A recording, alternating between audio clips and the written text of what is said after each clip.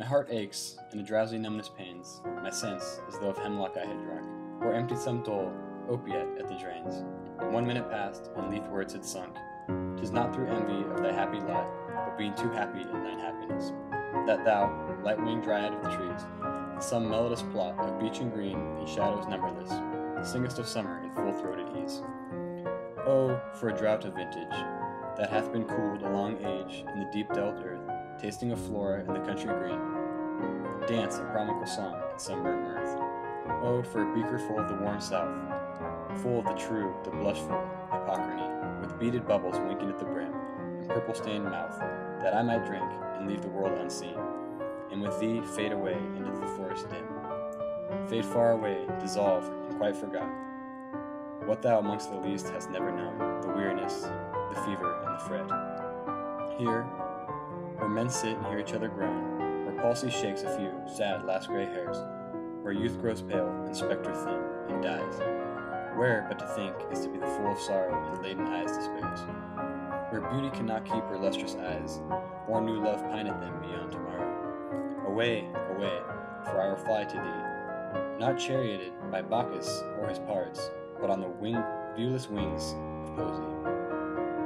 Though the dull brain perplexes and retards, already with thee tenures the night, and happily the queen moon is on her throne, clustered around by all her starry face. But here there is no light, save what from heaven is with the breezes blown through the vendorous glooms and winding mossy ways.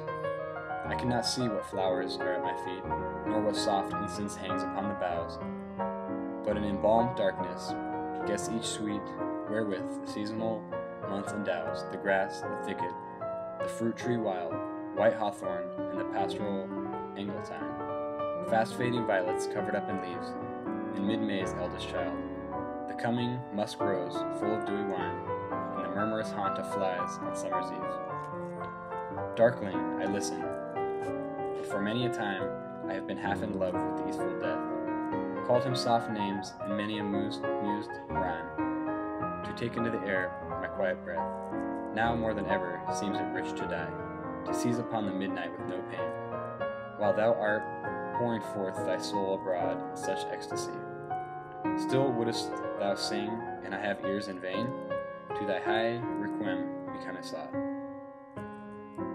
Thou wast no born to death, immortal bird, no hungry generations tread thee down. The voice I hear this passing night is heard in ancient days by emperor and clown.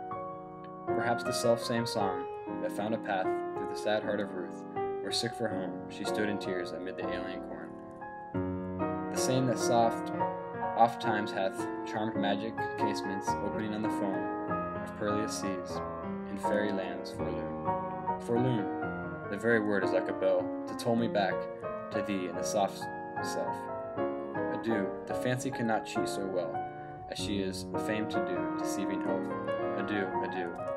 Thy plaintive often fades past the near meadows, over the still stream, up the hillside, and now 'tis buried deep in the next valley glades. Was it a vision or a waking dream? Fled is that music. Do I wake or sleep?